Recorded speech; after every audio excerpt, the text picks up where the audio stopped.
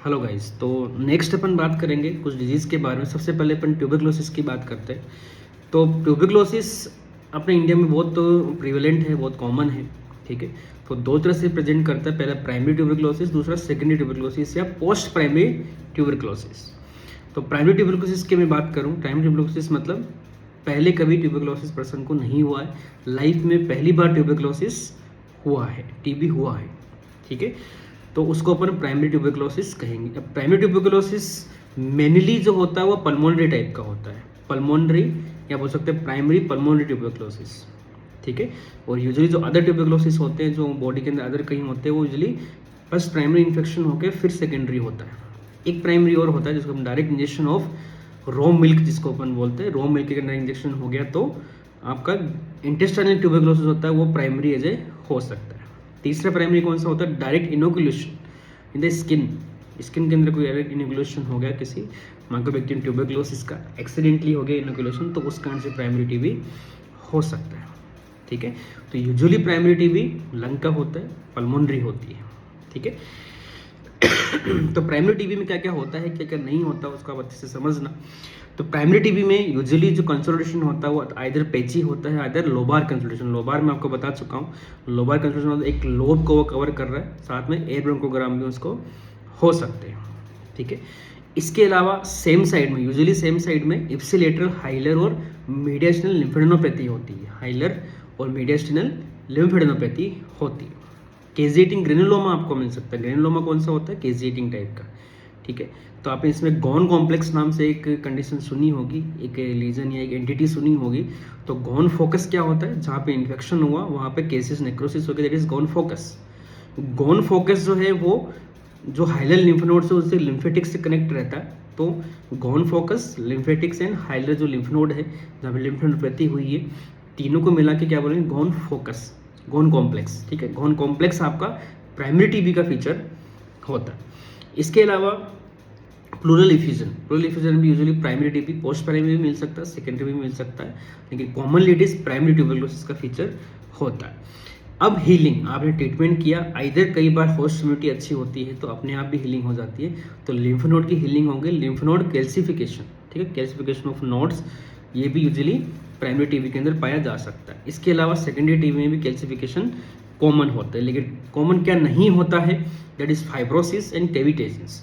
Fibrosis and cavitation usually primary TB के feature नहीं होते। अब प्राइमरी टीबी की most common location usually upper lobe और लोअर लोब कहीं भी हो सकता है, ऐसा कोई फिक्स लोकेशन प्राइमरी टीबी की नहीं होती है।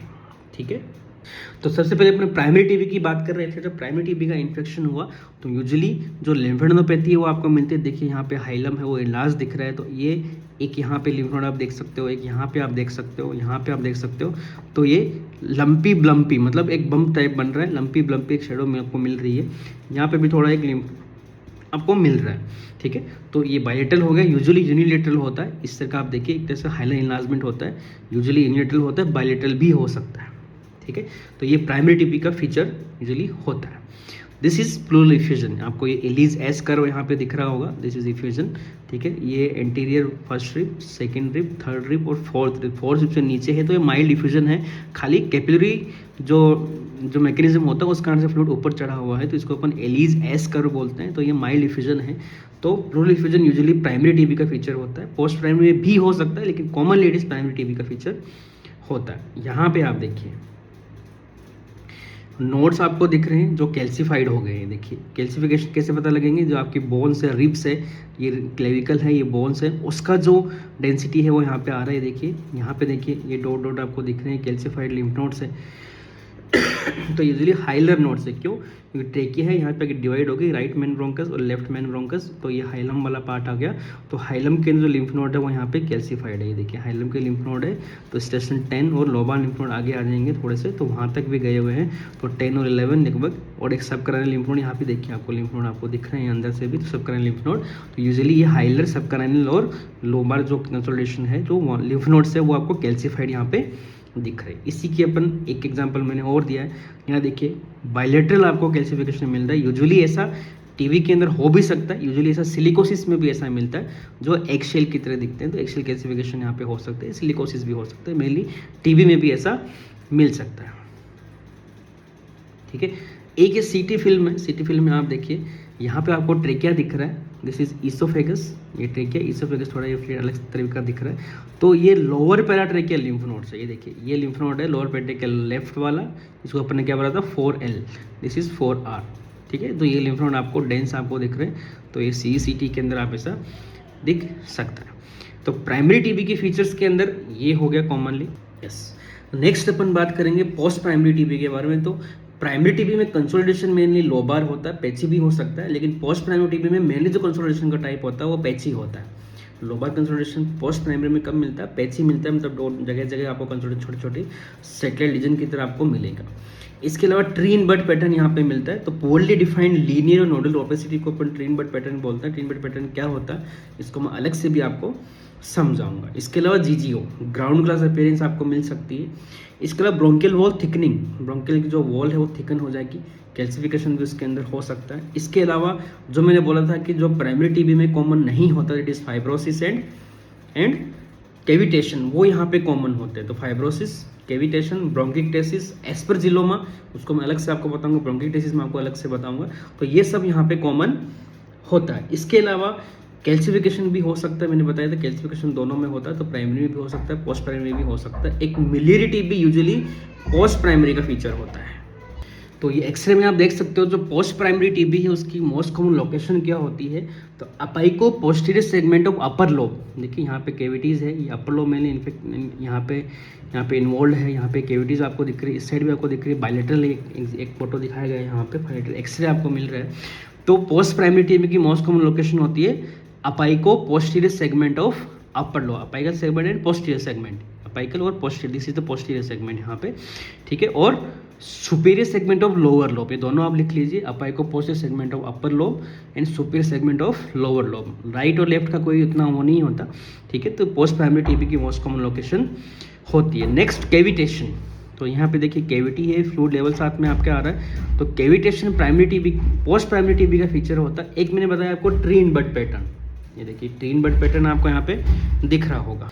तो ट्री इन बड पैटर्न आप यहाँ पे देख पा रहे होंगे, ठीक है। तो ये एयरवेज आपको दिख रही है, यहाँ पे एयरवेज है, ये वेसल, इसमें कंफ्यूज मत होना, दिस इज वाइट कलर की वेसल होती है, दिस इज द एयरवे आपको यहाँ पे दिख रहा है। और लास्ट में आते आते आपको ये एयरवेज छोटे छोटे और ये बर्ड्स आपको दिख रही होगी, यहाँ पे देख रहे हैं ट्री बना हुआ है और यहाँ पे कुछ बर्ड्स है यहाँ पे, है ना। जैसे ट्री के अंदर जो बर्ड्स आती है, जब एक बोलते हैं ना बसंत ऋतु आती है जो ट्री के अंदर बर्ड्स आती है, तो वैसा आपको पैटर्न यहाँ पे दिख रहा होगा।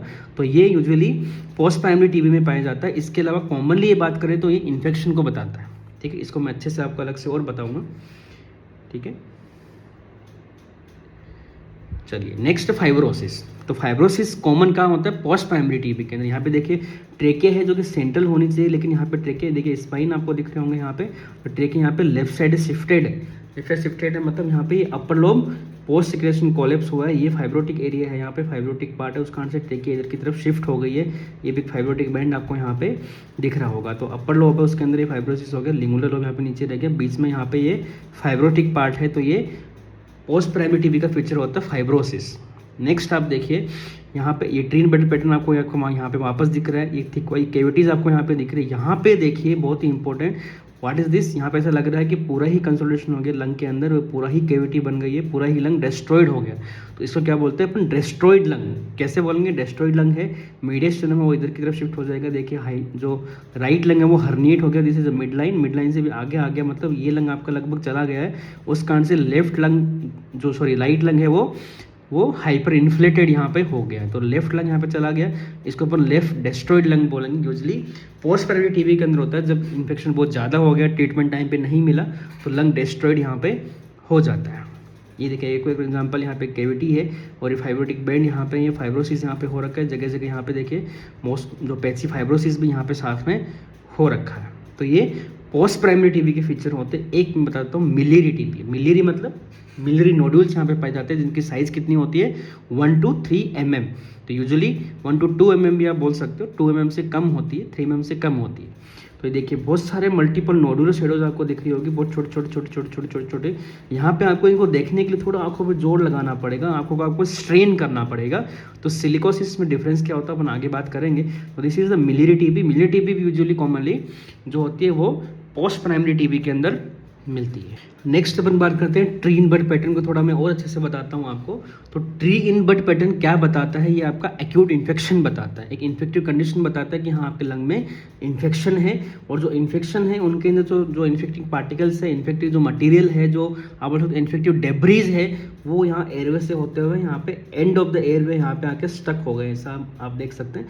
तो यहाँ पे एक तरह से ट्री की तरह बन गया और साथ में बडिंग हो रखी है यहाँ पे। तो ये सब प्लूरल होता है, मतलब बोल सकते हैं कि 1 mm से 1 mm यहाँ पे बोल सकते हो कि जो 1 mm जो प्लूरा है वो आपको क्लियर दिखेगी। प्लूरा यहाँ पे क्लियर होती है, देखिए ये देखिए प्लूरा ब्रेक लाइन आपको दिख रही है, प्लूरा यहाँ पे क्लियर होती है। प्लूरा के जस्ट नीचे सब प्लूरल, मतलब यहाँ पे ये मतलब प्लूरा यहाँ पे स्प्रेड होती है, प्लूरा में नहीं जाएंगे तो ये सब प्लूरल होते हैं और लास्ट में आके एक तरह से ये रहते हैं। तो यहाँ पे ये एयरवेज यहाँ पे लास्ट में आके जो प्रूनिंग होगी एयरवेज की, वहाँ पे आके ये मटेरियल है वो स्टक हो जाता है। तो ये रेटिकुलो-नोडुलर पैटर्न इसको आप बोल सकते हो, इल डिफाइंड रेटिकुलो-नोडुलर पैटर्न होता है, इसको अपन ट्री इन बड पैटर्न बोलते हैं। किसको बताता है tree in bud pattern? Mainly infective situations को बताता है। तो इसके अंदर मोस्ट कॉमन जो एग्जांपल जाता है that is infective bronchiolitis. Infective bronchiolitis उसका कॉज है वो एक ट्यूबरक्लोसिस भी हो सकता है, एंटीएम हो सकता है, इसके अलावा वायरल फंगर पीसीपी न्यूमोनिया कुछ भी हो सकता है। इसके अलावा tree in bud pattern congenital भी होता है, उसके 2 एग्जांपल मैं आपको दूंगा, cystic fibrosis and Kartagener's syndrome, उसके अंदर भी ट्री इन बड पैटर्न मिलता है। इसके अलावा सीटीडी, तीसरा एग्जांपल है सीटीडी कनेक्टिव टिश्यू डिसऑर्डर्स, उसके अंदर आपका आता है RA rheumatoid arthritis and Sjogren syndrome, ये 2 आप लिख लीजिए, rheumatoid arthritis and Sjogren syndrome. Next है ब्रोंकियोलाइटिस, मैंने बताया ब्रोंकियोलाइटिस यूजुअली कॉमन होता है। तो 3 तरह का ब्रोंकियोलाइटिस यहाँ पे आपको देखने को मिलता है, ऑब्लिटरेटिव, डिफ्यूज और फॉलिकुलर। तीनों ही कंडीशन में आपको मोस्ट कॉमनली ऑब्लिटरेटिव के अंदर यहाँ पे ट्री इन बड पैटर्न मिलता है, इसके अलावा डिफ्यूज फॉलिकुलर में भी मिल सकता है। मेनली ब्रोंकियोलाइटिस ऑब्लिटरेंट जिसको अपन पढ़ते थे उसके अंदर मेनली यहाँ पे मिलता है। और लास्ट है नियोप्लास्टिक कंडीशन, मतलब सीए लंग के अंदर भी ऐसा मिल सकता है, ब्रोंको एल्वियोलर कार्सिनोमा, या फिर मेट्स हो कहीं और का कैंसर हो, जिसका एग्जांपल मैंने पहले ही बता चुका मैं आपको, जिसमें ब्रेस्ट हो गया, किडनी हो गई, ओवरीज हो गई, प्रोस्टेट हो गई, लीवर हो गया, लिम्फोमा और ल्यूकीमिया।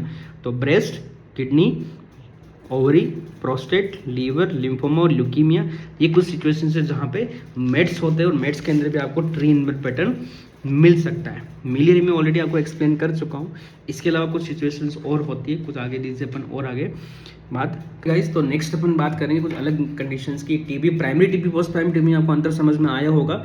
तो प्राइमरी टीबी के अंदर मेनली फाइब्रोसिस और कैविटेशन यूजुअली नहीं होते, ठीक है। तो डेस्ट्रॉय लंग वाला जो सिचुएशन है वो यहाँ पे प्राइमरी टीबी में नहीं मिलती, वो पोस्ट प्राइमरी टीबी में मेनली होती है। ओके।